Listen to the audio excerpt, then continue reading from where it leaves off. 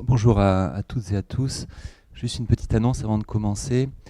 À la suite de quelques requêtes, Rinpoche va donner les vœux de bodhisattva demain à la fin de la session de l'après-midi. Et en fait, Rinpoche aimerait savoir qui va prendre les vœux de bodhisattva pour la première fois. Parce que du coup, pour ces personnes, il y a une petite carte avec un nom qui leur sera donné. Ceux qui ont déjà pris les vœux de bodhisattva, ils ont déjà un nom, donc il n'y a pas besoin pour eux. Et donc, on voudrait savoir combien de personnes n'ont jamais pris les vœux de bodhisattva et veulent les prendre donc demain pour donc imprimer ces cartes. Donc, alors, 1, 2, 3, 4, 5, 6, 7, 8, 9, 3. Ok, 10, 11, 12, 13, 14, 15.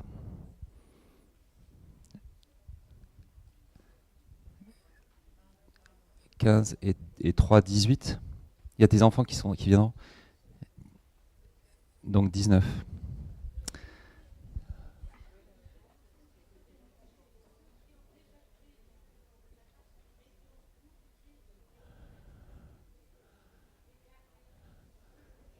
Qui ont perdu leur nom. Si tu as perdu ton nom, tu pourras en avoir un nouveau. Ok, 20. Non, mais après, voilà, vous l'avez peut-être quelque part dans vos papiers, donc. Ok, 20 à peu près. Oui.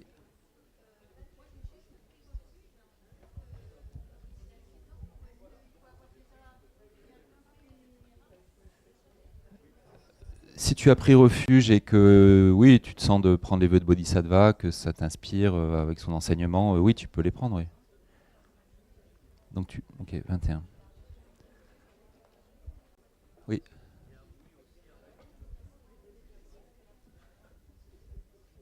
Ah, vous voulez prendre refuge? Ok. Alors, combien de personnes n'ont jamais pris refuge et veulent prendre refuge? Deux? Une personne?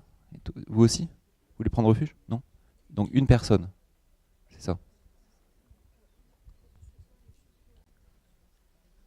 D'accord.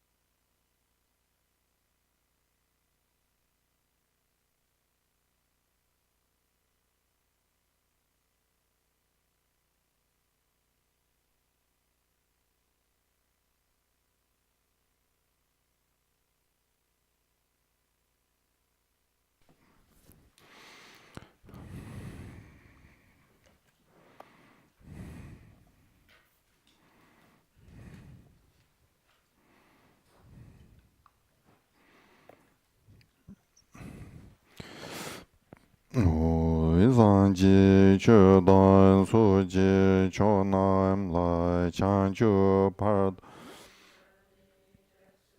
Dagi Jinsu Jibe Jira Sanji Droba Shu Sanji Chudan Hanam La Ju Pardo Dan Yansu Dagi Jinsu Jibe Donam Rola Benja Doba Shu Sanji Chudan Suji Chonam Lai Chanchu Bardo Dane Wayamba Dagi Jinsu Jibe Chonam Ji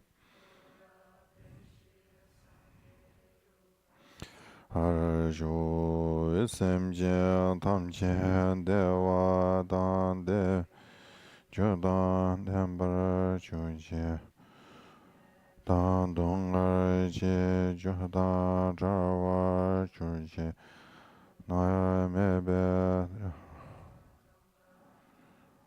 Awa Chuji Don Jada Ave Danyam Chembola Nebar Chuji Semje Tamche Dewa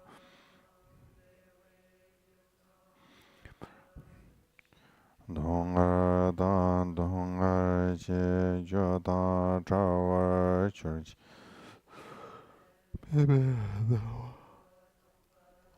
Mindrawar Church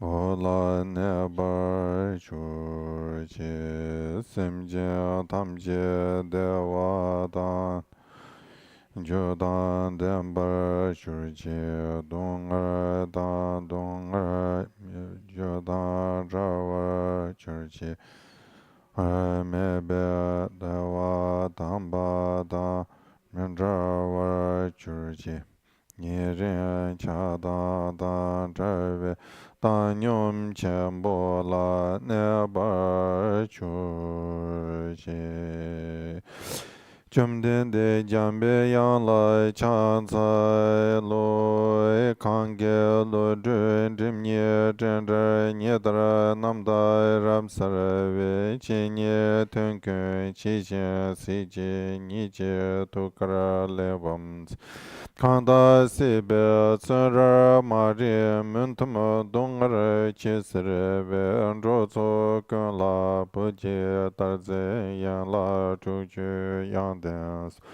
Rudar chedro nyomo nyelon leje chadro drze chen mari munsa dongar nyuku chinye chunze rarjana Dene tajin saju tarsun yundene luzo gerse tuyu ku chura chudan chunyi jenze dalu musirin jambe yang lai du zeden chuji chenra busiri chi dalu temu mumbarab saran Kada denju shunlu toba ye lo ju bobe nawa tsardo sor.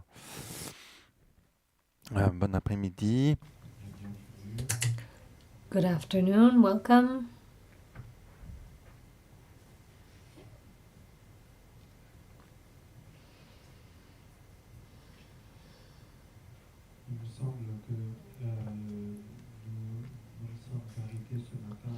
I believed that we left off with stanza 19 this morning, and so we'll begin with stanza 20.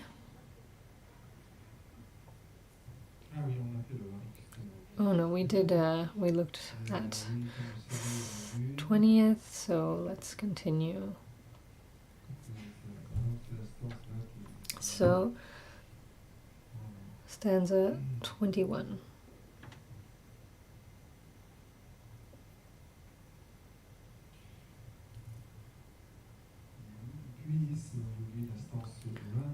We'll read stanza 21. Throughout each of the realms and in every direction, may I pacify all suffering of the unfortunate realms. May I establish all beings in happiness, and may I be of assistance to everyone.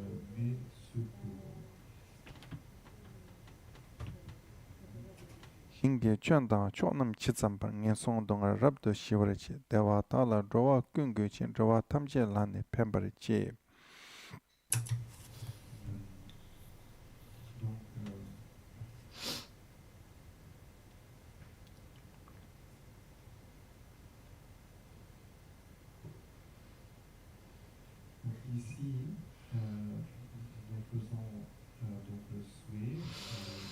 Here we make the wish through dedicating our merit, our person, etc., as we've been over before, our future merit, all of this, we dedicate it in order to, we dedicate it so that this merit may be beneficial for sentient beings. The previous point,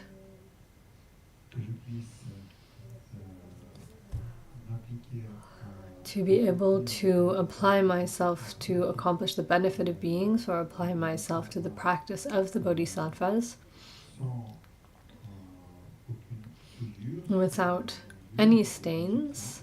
That's what we looked at with the two examples of the lotus and the sun and the moon. Now comes the wish to be able to be indeed or actively of benefit to sentient beings. According to the stanza here, may the suffering of the unfortunate realms be pacified throughout each of the realms and in every direction.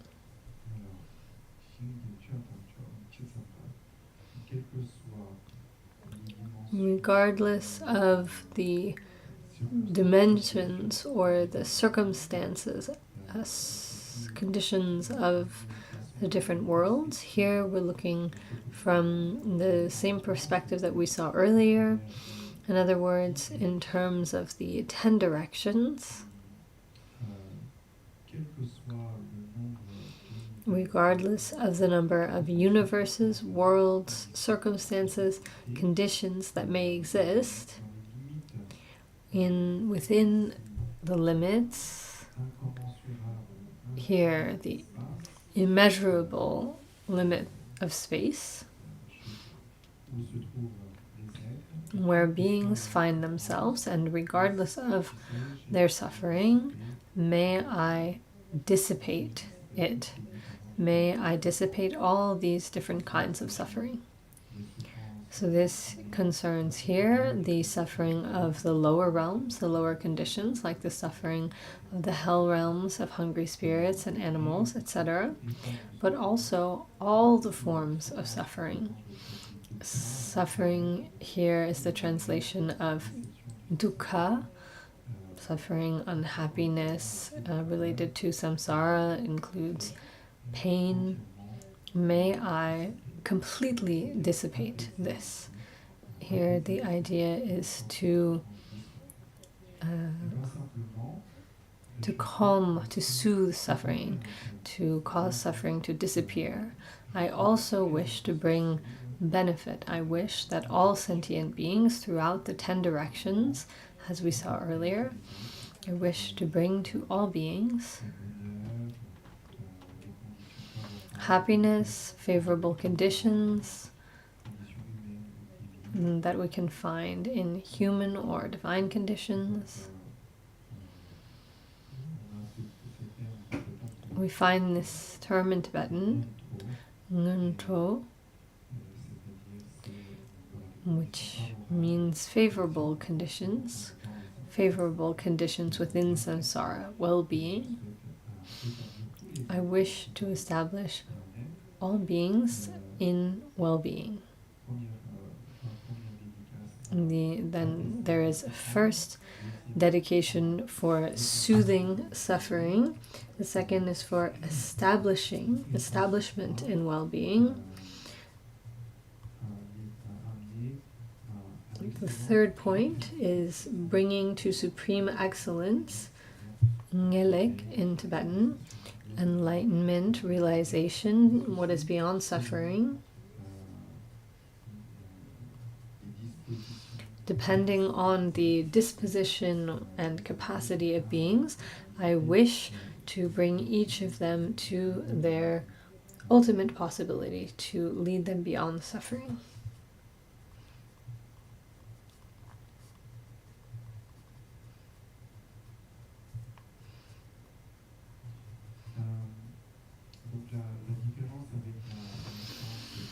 The difference here from the previous stanza, the previous aspiration,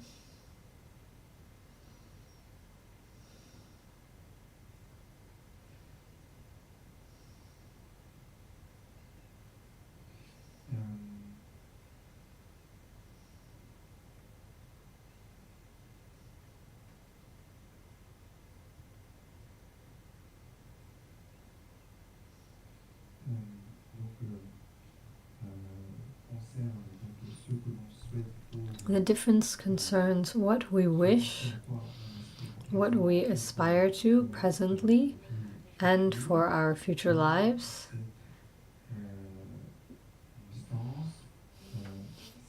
In this stanza, it is particularly the expression of compassion. Through compassion, we make the wish to deliberately, fully, knowingly be rebirth again, be reborn again and again in order to accomplish the benefit of sentient beings. It is inspired, being inspired to be reborn to accomplish the benefit of beings again and again with deliberate intention.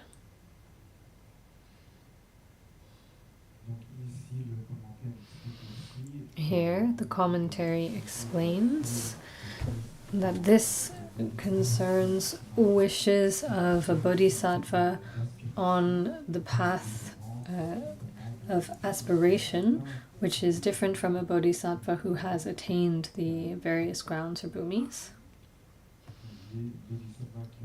The bodhisattvas who have attained bhumi, a ground, have power over the way that they are reborn. So here we can make this distinction, the commentary explains. And then the following point, following stanza. May I perfect the practice of enlightened conduct in accord with the various lifestyles of beings. May I fully exemplify excellent conduct and continue to do so during all future eons. This is the expression of our diligence.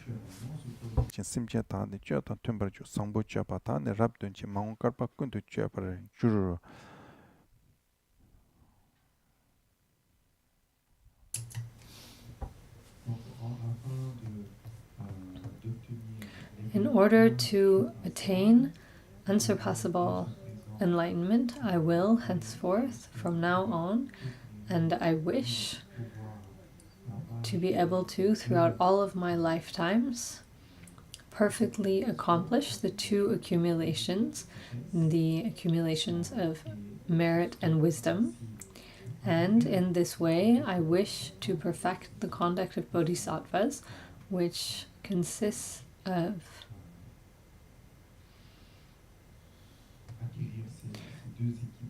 acquiring these two accumulations of wisdom and merit. And due to this,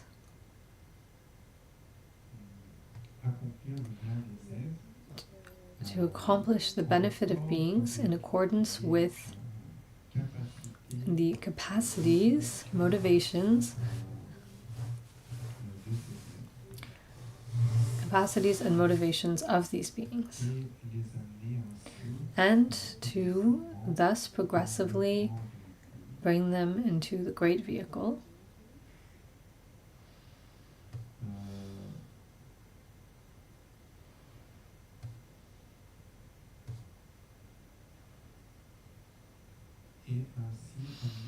and thus bring all beings to follow the conduct of the bodhisattva Samantabadhra.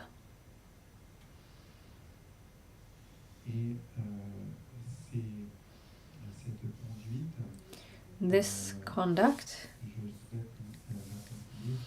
I wish to accomplish this conduct throughout all future times without ever tiring, without ever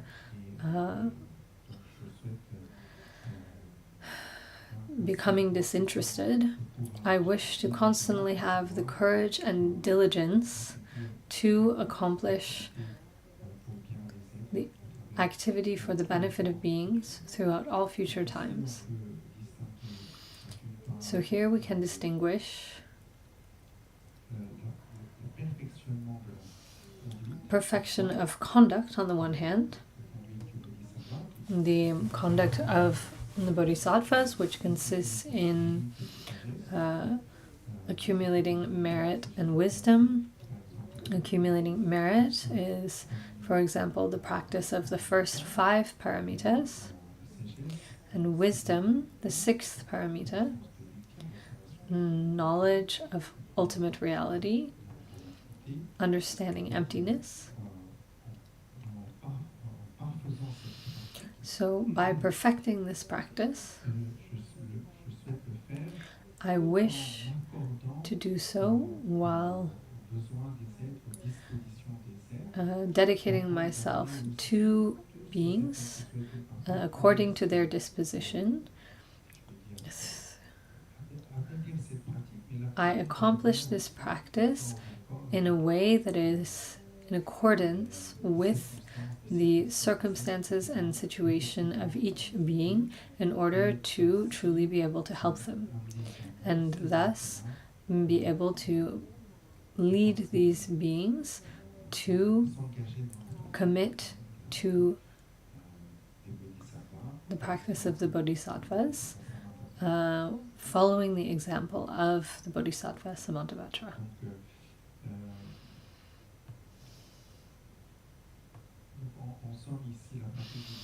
In short, here, the practice of the bodhisattvas, if I understand the stanza correctly, is that a bodhisattva commits to and undertakes the practice of the 6 paramitas for the benefit of beings. And accomplishing this practice is not something as though they do it only for themselves. They do it also to affect and aid other beings. They do it to inspire other beings. Their practice also becomes an example, a teaching, and thus inspires beings because they're able to act in accordance with beings, and then they can themselves follow the path of the bodhisattvas. We can illustrate this with a story.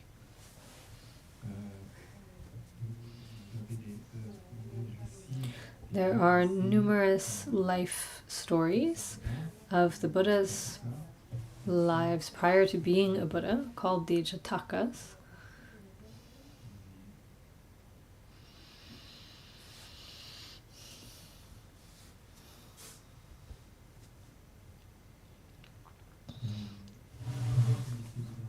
In one of the Buddha's previous lives, he was a prince who pushed himself to practice maitrī, loving kindness. And the effect of his practice was so great that he inspired all of the neighboring countries toward this subject, loving kindness. So, to such a degree that beings no longer harmed each other, no longer killed each other. There were 5 demons who lived off of the blood of murders of the people who died through the blood of the people who were killed by murder. And so these beings were hungry. And so they decided to attack this prince. But when they tried to attack him, they didn't manage to harm him. He was protected in a certain way by his kindness.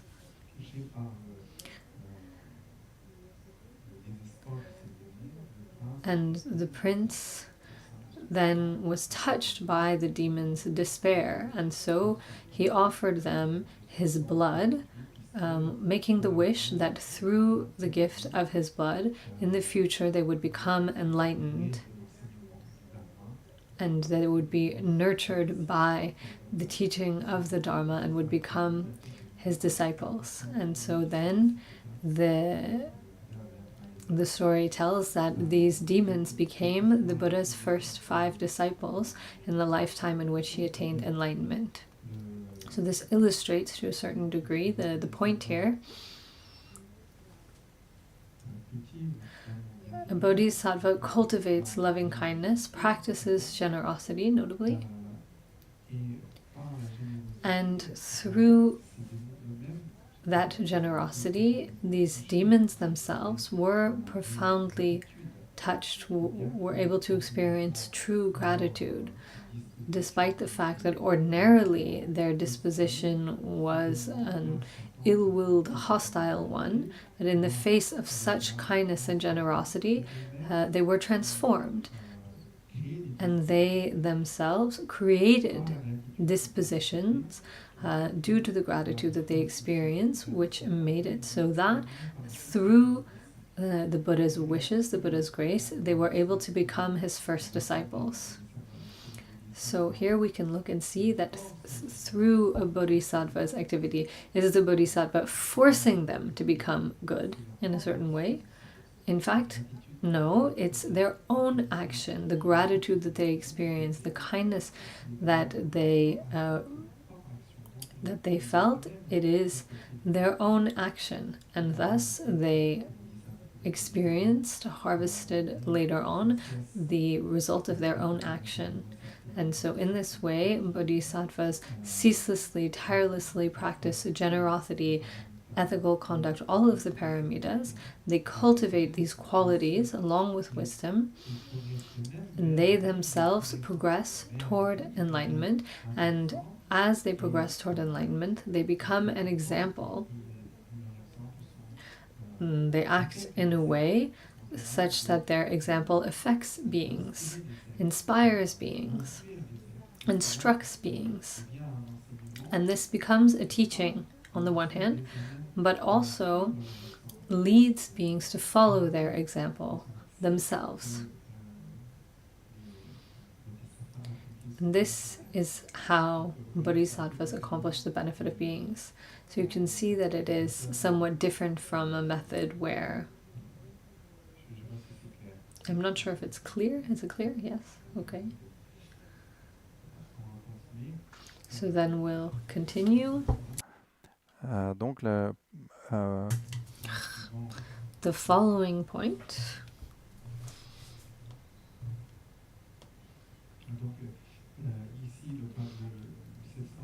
Here, this stanza that we've just looked at,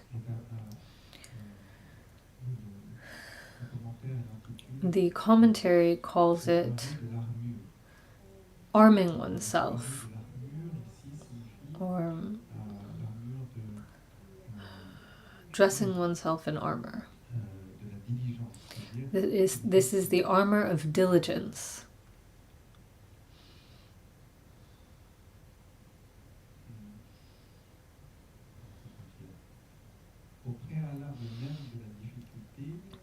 Prior to even experiencing difficulties that we may encounter whilst working for the benefit of beings, we accept it. A bodhisattva, regardless of the difficulties or the number of times they may have to be reborn, regardless of the pain that other beings may cause them to endure, prior to all of this, the bodhisattva accepts it all.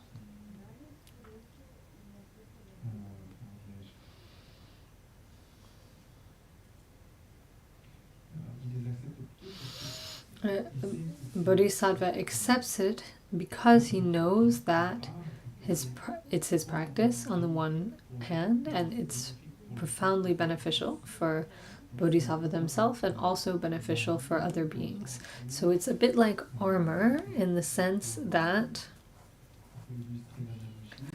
we can illustrate the analogy in this way. You can imagine a knight who jumps into the fray. He won't have any hesitation if he is wearing armor. He knows that he is protected.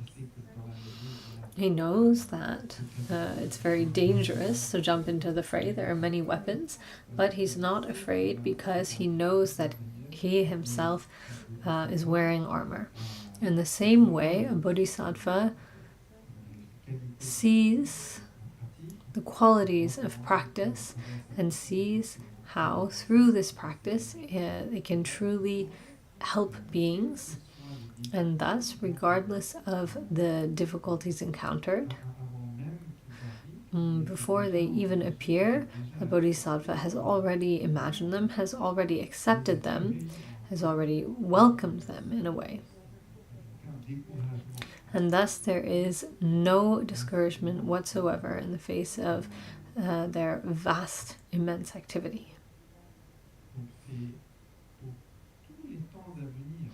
And this for all the times to come, up until, in this way, a bodhisattva wishes for their activity to last as long as the illusion of beings lasts, even if it lasts for an infinity, even if they have to go down into the hell realms an infinite number of times. The bodhisattva's courage and determination, motivated by love and compassion for beings, never changes.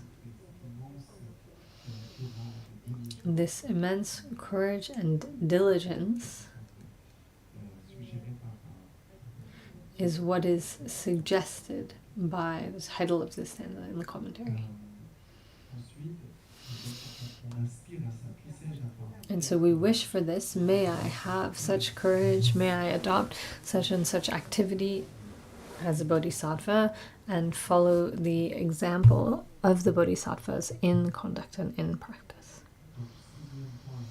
The sixth point here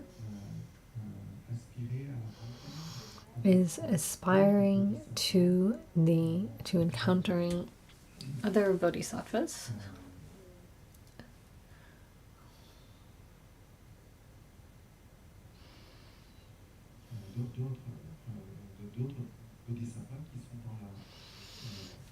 Aspiring to encounter other bodhisattvas who are working in the same way for sentient beings.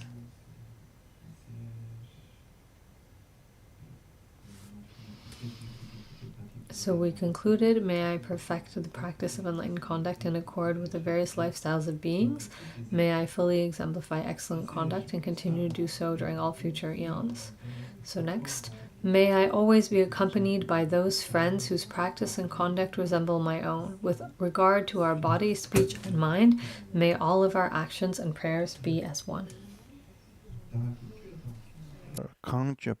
Teda tane taktu chebar sho lu tang nga nam tane simchi chang cheba tata melam chik tu chi.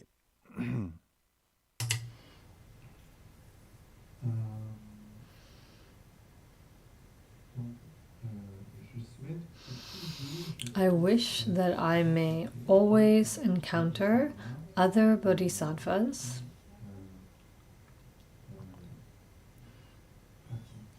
who practice, who apply themselves to the path as I do.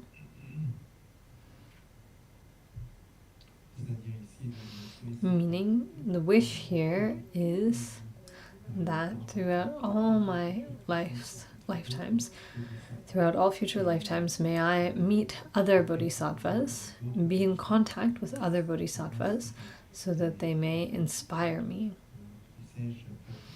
And may I practice as they do.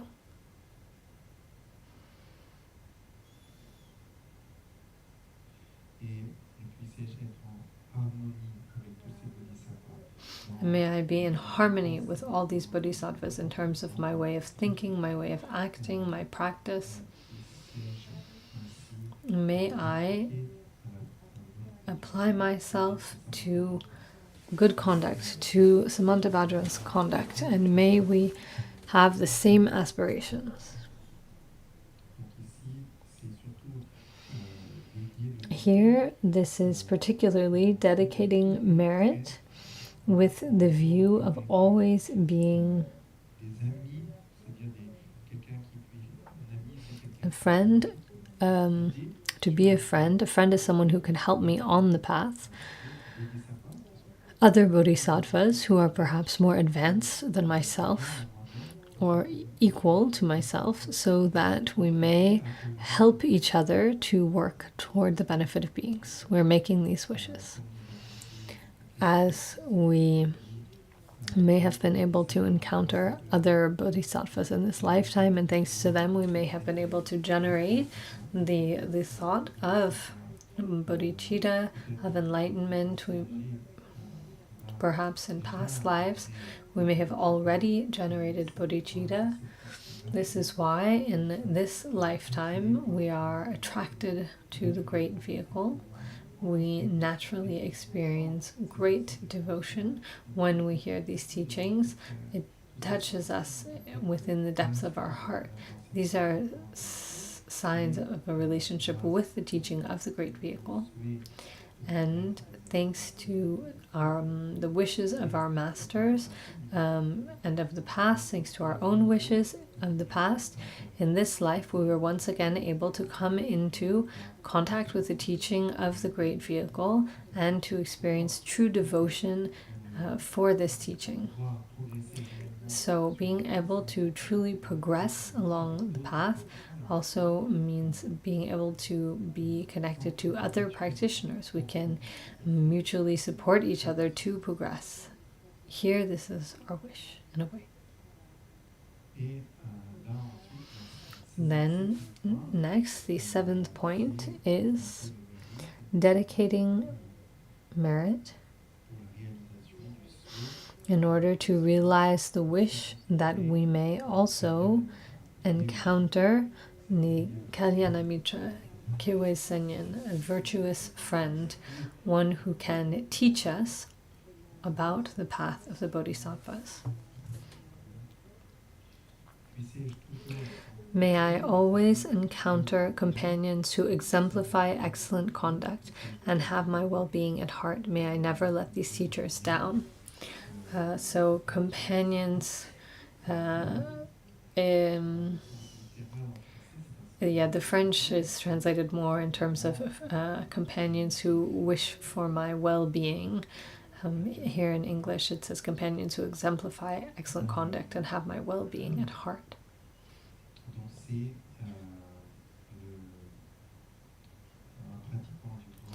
This refers to a practitioner of the great vehicle, a bodhisattva, either one who is completely realized or one who aspires, a practitioner who is still in the phase of aspiration, who has not yet acquired a bhumi and not yet reached the first bhumi, rather,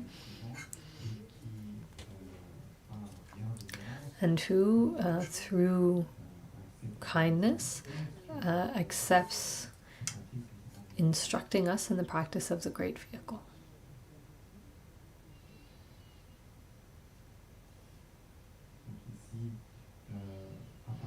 And so here, through all my future lives, up until I attain complete enlightenment, may I always encounter virtuous friends who instruct me in the practice of Samantabadhra, the practice of excellent conduct.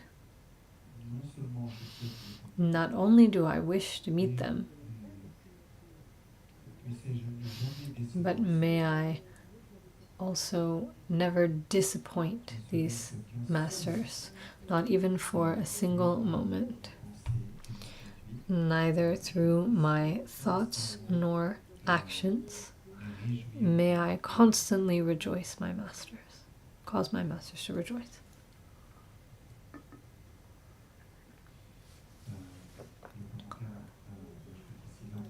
Here the commentary adds the importance of these wishes. All of the qualities of the great vehicle depend upon meeting a virtuous friend who can instruct us in the great vehicle. This is why it is so important to never be separated from such a teacher, such a master. And particularly for a beginning practitioner.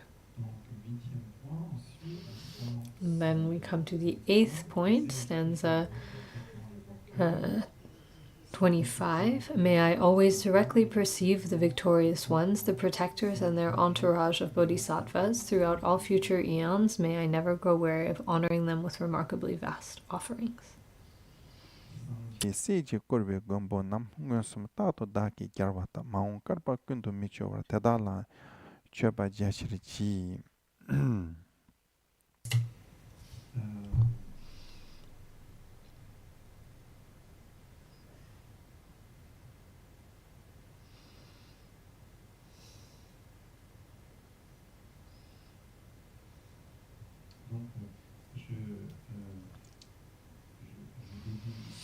Here I dedicate toward the realization of the following wish. May I contemplate the Buddhas and their spiritual sons, the bodhisattvas, wherever they may be throughout the 10 directions, in whatever form or emanation they may take on. May I contemplate them, directly see them, and perceiving them, may I always admire them.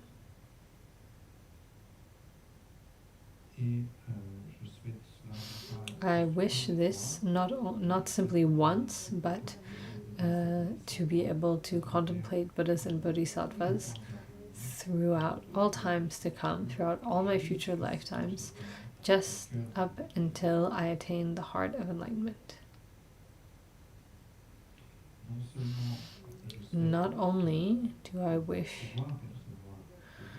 to be able to perceive the Buddhas, but furthermore, when I perceive them, may I always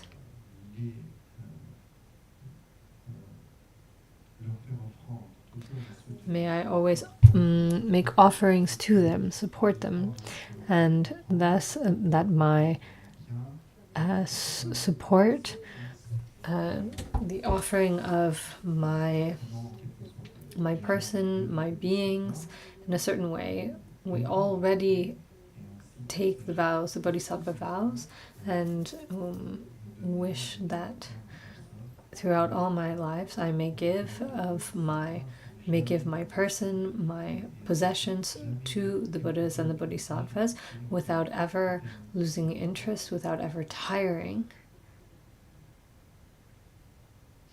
May I make this kind of offering.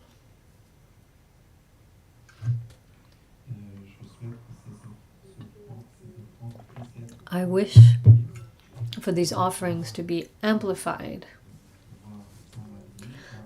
through my power of samadhi, through my power to accomplish miracles, and through these offerings may I always cause the Buddhas and Bodhisattvas to rejoice.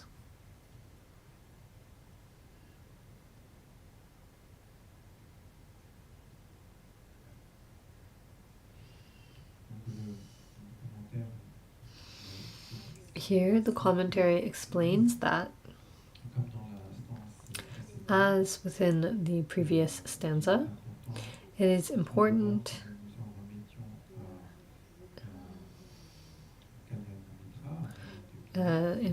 to rely on a virtuous friend, and that we need to rely on them in an authentic, appropriate manner, and that the fruit of this is that we can access samadhi, or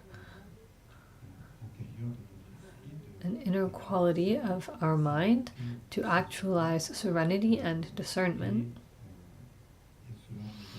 And this then leads us to seeing the enlightened one in their manifestation form, in an emanation form, and then to receive from him his teachings.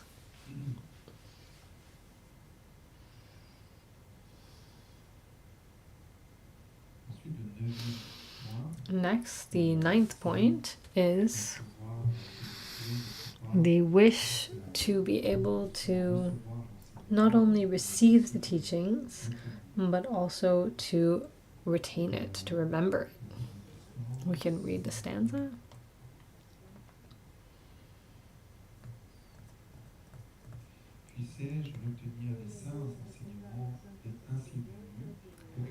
May I uphold the genuine Dharma of the Buddhas and make enlightened conduct fully manifest.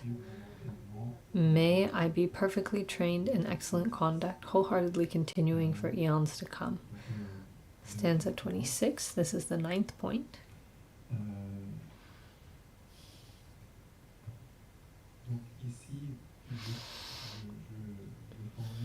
Here I express the wish, through my merit, may those who follow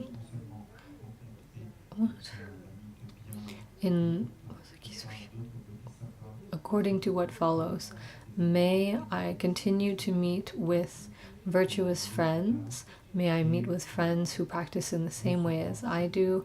May I meet with the Buddhas and receive their teachings. And the teaching that I receive through all the different forms of Dharma, through different kinds of expressions of the Dharma, may I understand the words and the meaning and always remember them and never forget them.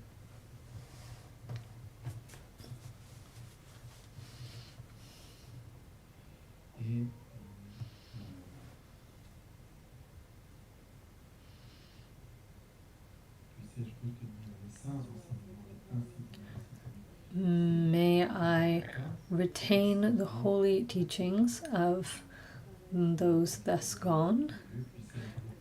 May I, throughout all my future lives, pursue my training in excellent conduct.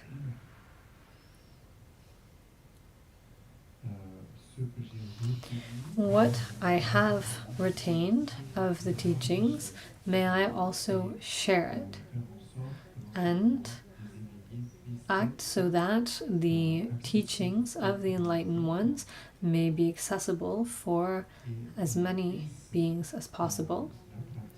May the practice of excellent conduct of Samantabadhra, the practice of the great vehicle, manifest within my mind stream,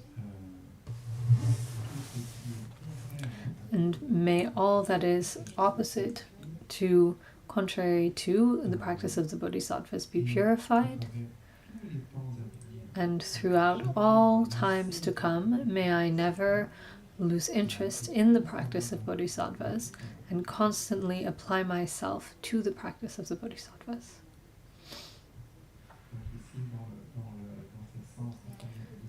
And so here the first line sums up the wish of hearing and retaining, remembering the teachings. The second line is wishing to share what we have understood The third point is realizing the meaning of these teachings within our own mind stream, and then having understood it and realized it, to constantly apply ourselves to it, and thus to progress along the path of accumulation and then the path of junction, or the path of application.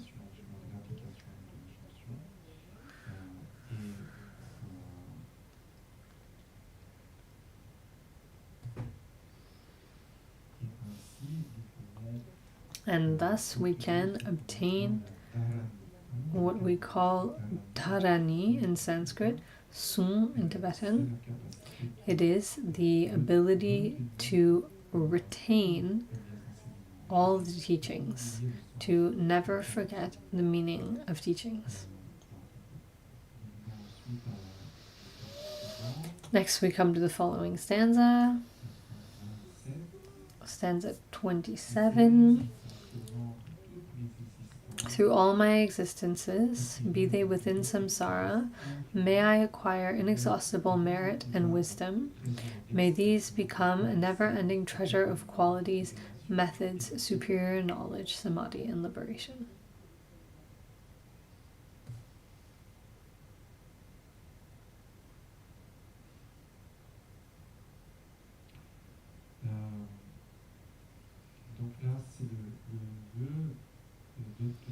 Here, this is the wish to attain the inexhaustible treasure. 이시에 타네 미세니 탑다 셰르 띵진 남타라당 연된 꾼지 미세 즈여도 줄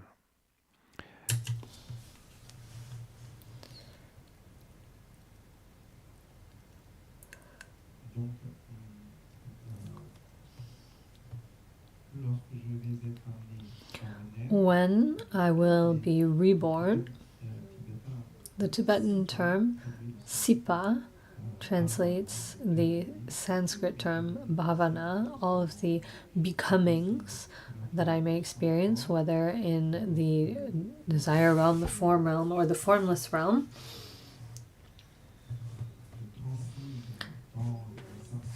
If I transmigrate within samsara again and again, may I, throughout all of these lifetimes, attain inexhaustible merit and wisdom. May I also know the efficient means to help or tame sentient beings through various means.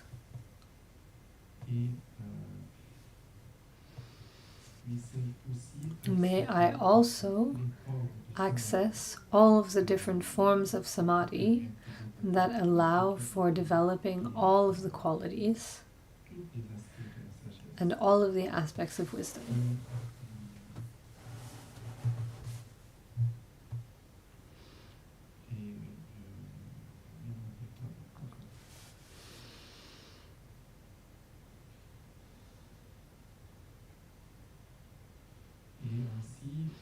And thus may I attain the treasure, may I become a treasure, an inexhaustible treasure,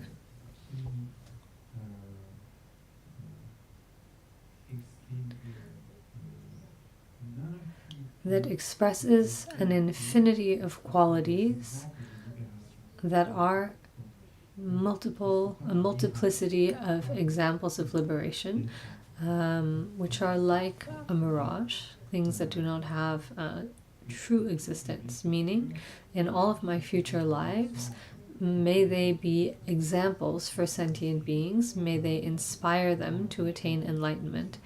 Of course, the nature of all of these lifetimes is like a mirage, but The idea is to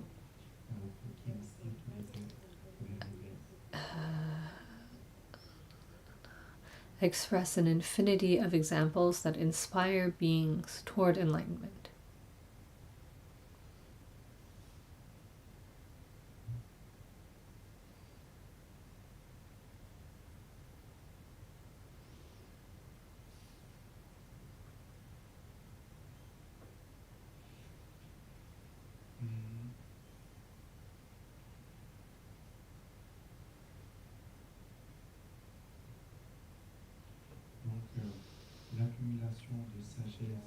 The accumulation of wisdom is explained in the commentary, which specifies here that the last step of the path of junction, we find what is called the ultimate of the Dharma.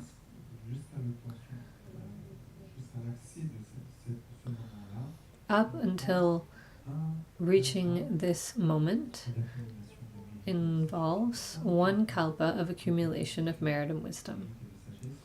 One kalpa of accumulation of merit and wisdom is necessary for reaching this point on the path of the bodhisattvas.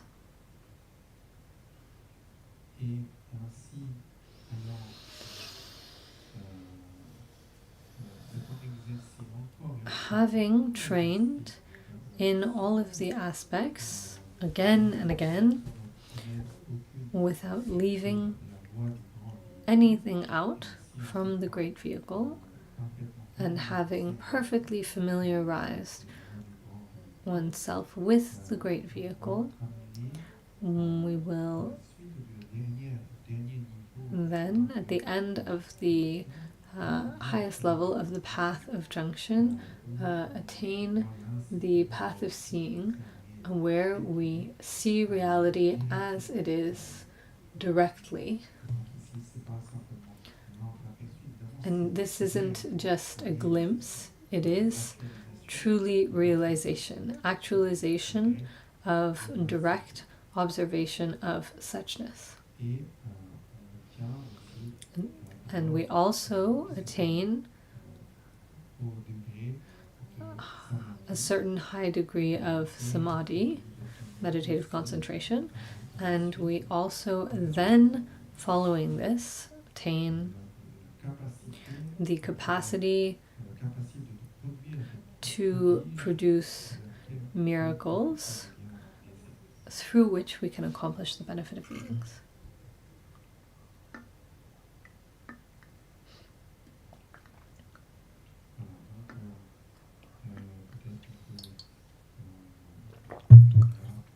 Perhaps we can leave this here and leave some time for questions if you have them.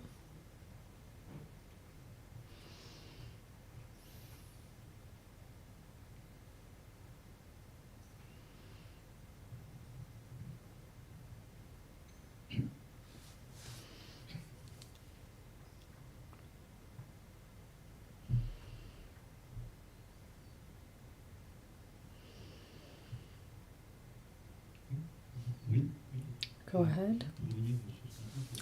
Just to come back this morning to the difficulties with translation, were there these same difficulties with translation, the changing of the meaning of the words, or kind of a slippage in terms of the translations from Pali and Sanskrit into Tibetan? To my knowledge, the circumstances and conditions were somewhat different.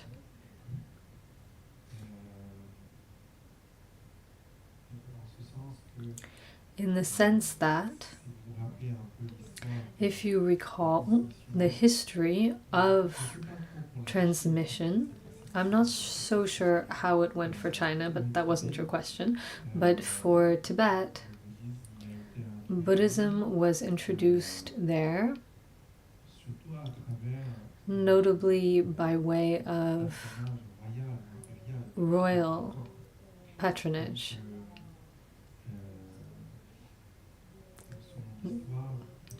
The royal lineages of Tibet at the time. One of the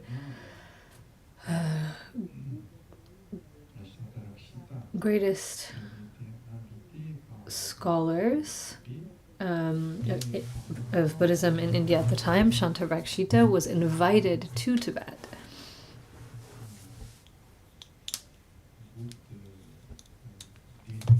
And a group of Indian scholars, Indian monks, accompanied him.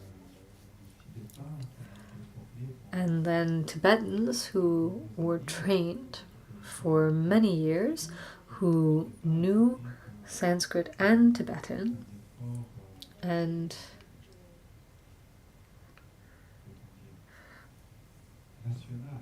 there was, we could say, a national effort. It was a national project of Tibet.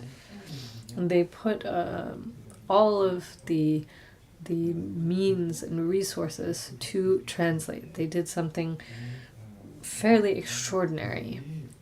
And from the beginning, they established a certain standardization. They created dictionaries like the Mahafyudbati, where there is a standard. There's also a standard in terms of how to translate each text that was translated. There were 3 bilingual people who all together translated. The native languages were the so one whose native language was Sanskrit, one whose native language was Tibetan, plus an editor. And so there was a very rigorous format that was adopted, which allowed for the Buddhist canon that we have today, the Konjur, and also the Tenjur, the whole of the treatises. The story of the Tenjur it lasted a bit longer in terms of time. And the different Buddhist treatises were originally in Sanskrit primarily. In any case, this is how the translation was done. It was done with means, with competence, without perhaps the technology we have today. It was done very well. So well that certain Sanskrit originals have been lost, but today the Sanskrit experts who know Tibetan well, who have studied the norms for translation, are able to faithfully reproduce the Sanskrit originals based on the Tibetan. It was done very well. And this type of effort has not happened yet, well, with the exception perhaps of the 84,000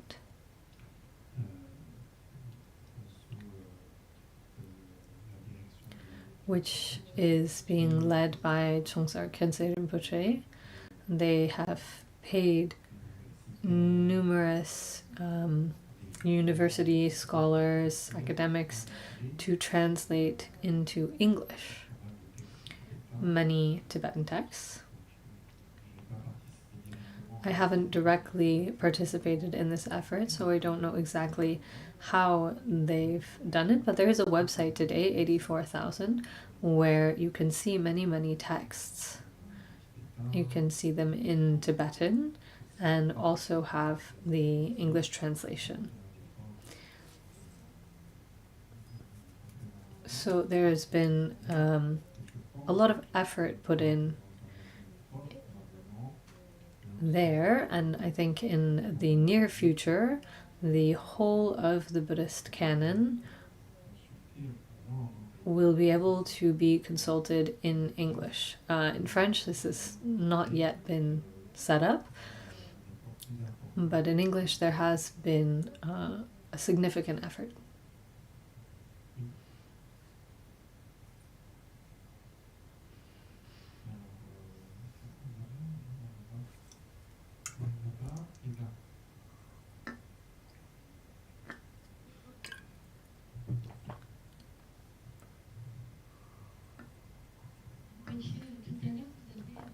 Earlier, you mentioned that on the progressive path, it can take a kalpa. A kalpa is a very long time. I remember when I first started out in the Dharma, it seemed very long, and I have kind of come up with my own idea of a kalpa. I was wondering what you think about it, given that we all have our own capacity, we all have our own predisposition, then we just need to go. I just tell myself to go at my own rhythm to do the best that I can do. Is that sort of, is it incorrect, or is it maybe sort of appropriate? I almost have the impression that for a bodhisattva, a kalpa is too short.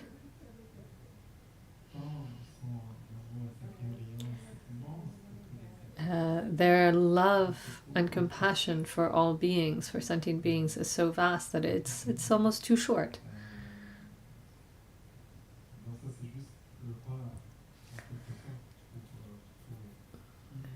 It's just, I think, to illustrate the immense courage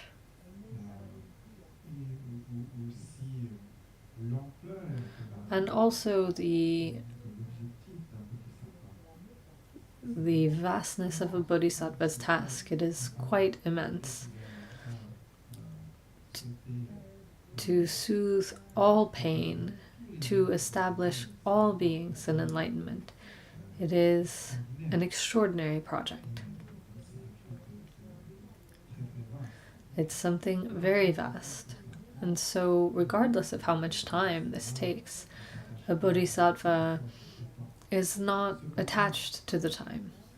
Nevertheless, for us, beginners, we can get discouraged. And so the important thing is not to get discouraged, but to be diligent. It's said, one thing that is emphasized in the methods of the Vajrayana, if we apply the methods taught in the Vajrayana, then the accumulation of merit and wisdom, that takes 3 infinite kalpas. For a bodhisattva only using the methods of the Sutrayana, this accumulation, that takes 3 kalpas, for one who applies the methods taught in the Tantras, can accomplish them within a single lifetime. But it requires an enormous amount of diligence. For example, masters like Milarepa.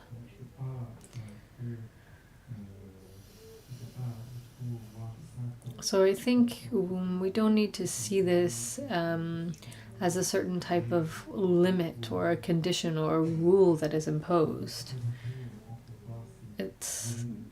The idea is not to look at these lengths of time in this way, but rather to see them as the expression of the immense project of loving kindness, the vastness of the activity, the vastness of wisdom.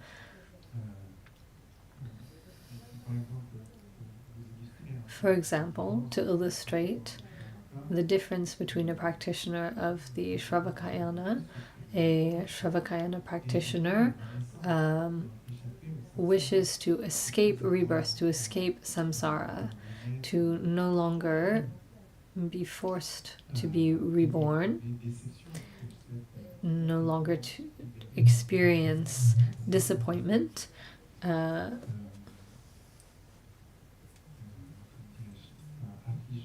They wish to escape from all of the afflictions that limit them. They wish to be free, to liberate themselves from all this. Thus, the important thing is to rapidly access the dhyanas, the wisdom that understands the absence of existence of the individual, to see the emptiness of mind, and to go beyond all of this grasping, to thus no longer produce karma and then become liberated from conditioned existence. But a bodhisattva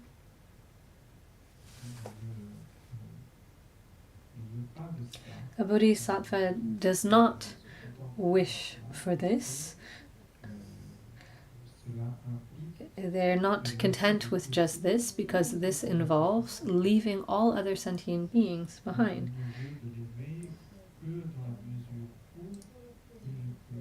They wish for enlightenment to the extent that they wish to be able to affect all other sentient beings without exception.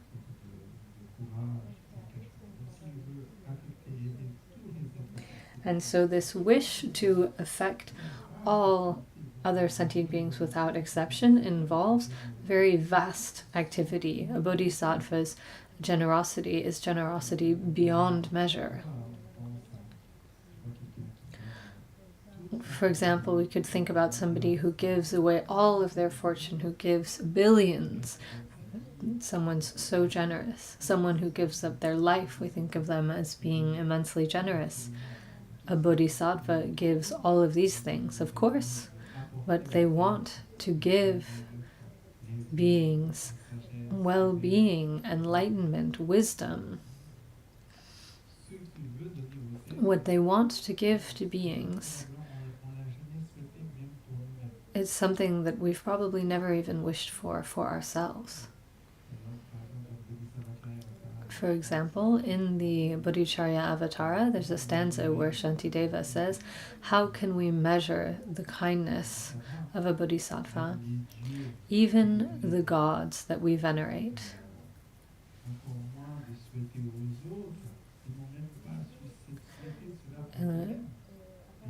Even less than wishing this for others, they have never wished it for themselves.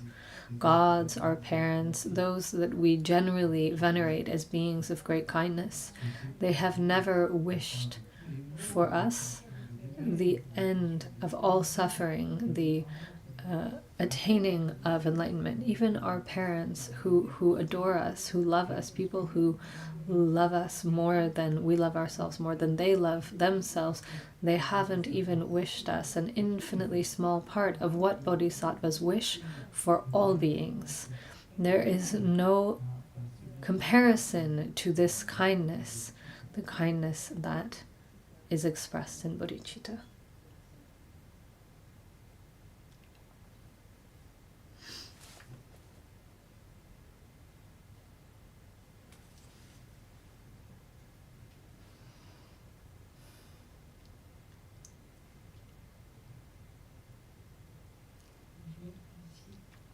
Hello, thank you.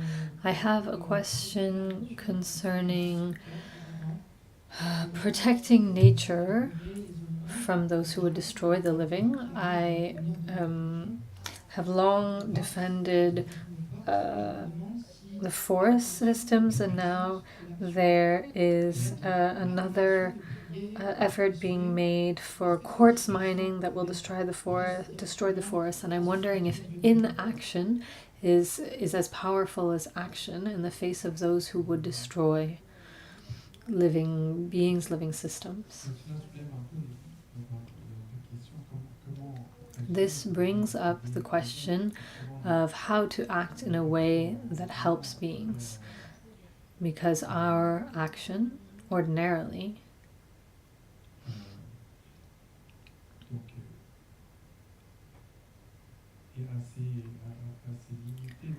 is rather limited in its scope and in the way that it helps. We want to help.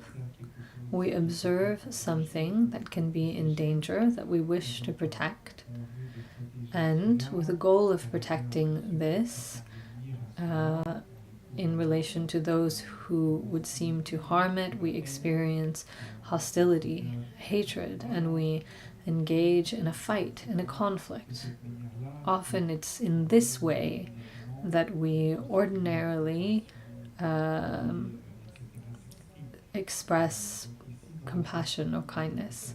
But here, with the perspective of the bodhisattvas, the true combat is against ignorance and against the afflictions. We cannot truly help and protect beings, and even less ourselves, if we ourselves are subject to and cultivate the afflictions.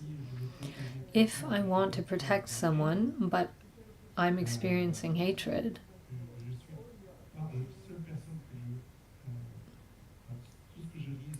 all that I am managing to do through hatred is to harm myself and maybe temporarily harm. I may be temporarily protecting someone, but I'm not offering any lasting benefit. The important thing is to dissipate the afflictions. When we see around us the destruction of the environment, we could ask ourselves, what motivates these people to destroy the environment? It is indeed the afflictions. Greed, a desire for gain. We kill out of greed, we exploit out of greed. They are ready to engage in violence out of greed. It is often the afflictions. And so we can see that what troubles, what destroys the environment, isn't really the action itself. It is the power that supports this action, desire, greed, etc. And so we must be able to teach and be able to be an example of greater generosity, contentment, sharing. There are enough resources for everyone. But when we have an attitude of jealousy, oh, they have more, I'll take it, and the other will try to escape, etc., then we're always in a combat of afflictions. So how can we inspire something? By inciting love and compassion in the hearts of others. When we see that in a certain situation, the environment and a lot of beings are affected, resources are destroyed, etc., then we need to reflect on the subject, discuss the subject, see how we can do better. Also try to find a common vision, inspire people, rather than just saying, oh, what you're doing is bad, I know better than you. And to fight, this doesn't help. And it also doesn't lead others to see more clearly or to change their behavior. Dialogue is very important. And truly offering observation, relevant observation, proposing solutions if there are. In any case, with our behavior, with our way of acting out of loving kindness, acting with tolerance, acting without discrimination. And in that sense, I think we could be much more effective. And it is a better reflection of the path of the bodhisattvas.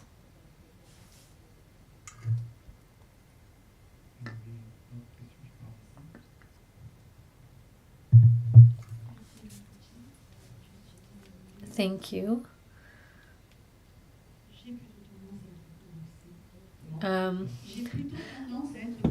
I have a tendency to be wrathful. I get quite angry. And I was wondering if there's an antidote. I would like to know the antidote. Concerning the previous question, it seems to me that if we don't do anything, then at some point it's necessary to be wrathful. So then what is the antidote? Because of course there's a peaceful side to us, but there's also a wrathful side to us. So then what is the antidote for this angry side, angry reflex?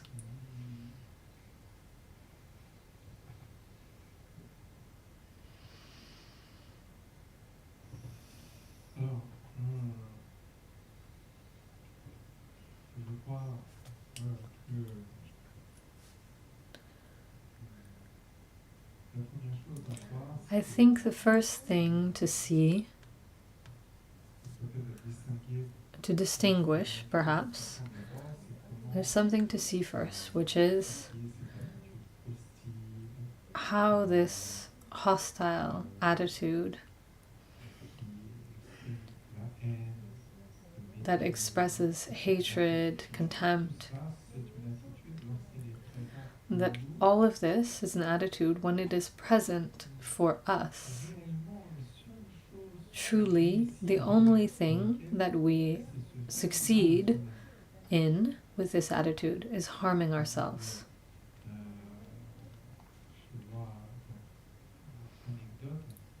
Here, a story. I have friends who watch the news. And we have leaders who are, in many respects, how could we say it, who set themselves apart from others and incite a great deal of frustration and malcontent. And I always say, but when we are unhappy with what others do and we get angry, the only thing that we're accomplishing is harming ourselves. We're not changing anything at all. So we have to see the degree to which hatred and anger are poison for ourselves. We can only harm ourselves. That's the first very important thing. We have the feeling that through anger we are protecting ourselves, that we're doing something, that there are things that are unacceptable. But in reality, the only thing that we're doing is harming ourselves. It's very important to understand the degree to which hatred, aversion is truly a poison, and one which is first and foremost harmful for ourselves. We may think that we get angry to change something, but in reality we're not changing anything in that way. So that's a very important point. And even for a beginner bodhisattva,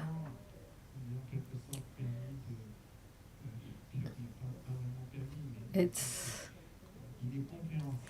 understandable that we don't manage to go beyond desire attachment, but it's important not to fall for hatred. It's the opposite of loving kindness. The attitude that we need to try and cultivate in our thoughts, through our way of thinking about and of others, is may they be happy, may they not suffer. I wish them all the well-being in the world. When someone acts negatively, see that they are creating the causes for suffering for themselves. These harmful actions necessarily bring about painful consequences, and thus They need not be an object of malcontent or contempt. They are truly an object of compassion. Compassion can sometimes be expressed energetically. It might seem wrathful at times, but it's not hatred. For example, someone who's about to fall over, you might shout, "Be careful, don't do that." Or we may be demanding and strict, but it's in a context where we can interact. We can interact with people that we are in relation with, other friends who are practitioners, other members of our family. But it's moved by kindness. But concerning people who we have no effect on, I see many people who cultivate hatred all day long. They watch the news and they're unhappy. This person did that, that person did that. News, TV, social media today, a smartphone, they feed on our attention. They want your attention, so they always want to incite jealousy, hatred, pride, contempt. And we let ourselves be overtaken by this. And we're there all day long, maintaining, nurturing these ideas of hatred and ill will and contempt. And all we do doing this is harm ourselves. So what is necessary is to look at what is being proposed. Look at it through the lens of the Dharma. Try to break through the illusion. Look at these objects of desire and see that it's just a mirage. Look at those who we might be angry at and see them as objects of compassion. Look at what can be done. See if I have courage that is moved by kindness and if I can act. We have to look and see, though, sometimes there's nothing we can do. And in this sense, we can cultivate equanimity. Equanimity is not indifference. It is accepting that sometimes I can't do anything. We might resent ourselves. I might think, oh, I'm a bodhisattva. I made the wish to bring all beings to enlightenment. I'm lame. I haven't yet managed to save a single sentient being. Not a single one has become a Buddha thanks to me, even though I made the wish to bring all sentient beings to enlightenment. And rather, every day, instead of doing that, I'm harming sentient beings. I'm walking, I'm stepping on them, I'm eating, I'm exploiting the environment. Many beings are killed. Just the fact that I breathe is harming other beings, and yet all I wish is to help them. So I might think, oh, I'm so lame, and get discouraged. No, don't look at it like that. I have the potential for enlightenment. The progress toward enlightenment is not measured in what we have done on the outside. Rather, it is what we have managed to do within ourselves that might allow us to do something outside.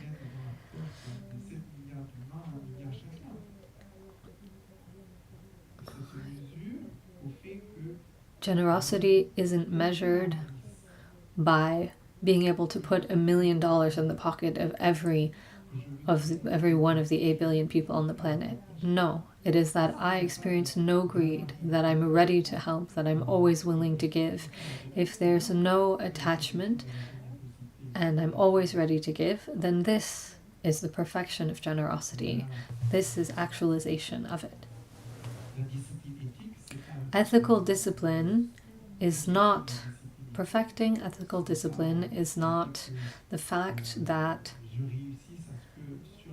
I manage to make it so that on planet Earth there are no more murders, there are no more animals killed, no one else harms anyone else. No, it is that I myself never intentionally harm sentient beings. Deliberately. I never deliberately harm sentient beings. Even, for example, perseverance or patience. It is not that I want to never be angry. So one approach might be to think, I don't want anything that aggravates me. Everyone has to be perfectly dressed, they have to act perfectly, the temperature has to always be right, the pasta must always be perfectly cooked, and at 8 o'clock on the dot, the train will come, it should never be late. When it's raining, the umbrella always needs to be handy. We might have all of these kind of requirements so that we're never aggravated. This is wanting to find serenity within, but rather by transforming what is outside. If within we have acceptance, regardless of the situation, nothing will get to us, nothing will irritate us. The train could be the train can be horribly late. It might be 105 degrees out. I might not be able to eat for a few days. I'm content. Everything's great. Things are going wonderful. People can insult me. Maybe when someone's insulting me, they'll tell me something that I haven't seen about myself, and I'll think, thank you so much. They are a master. I won't feel aggravated. I'll feel gratitude. The practice of patience is transforming within ourselves so that nothing irritates us. Shantideva shares this image in the Bodhisattva. Imagine we're walking barefoot. There are thorns, there are stones. It hurts our feet. And we might think, I don't want my feet to hurt. So I need to cover the entire surface of the earth with leather so that my feet will never be hurt. Where would you find such a big piece of leather? It's nonsensical. All you need is a little piece of leather to cover your feet, and then it's as though we have covered the entire surface of the earth in leather. If we remove irritation from our hearts, then everything becomes perfect. Nothing irritates us.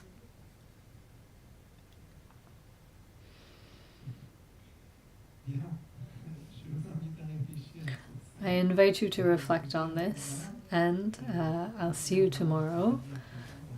Let us dedicate this merit together. Di thamche zigba ni tonne nyebe ranam pamche ni chega nanche balab trupa sibe tsole rowa ro har sho.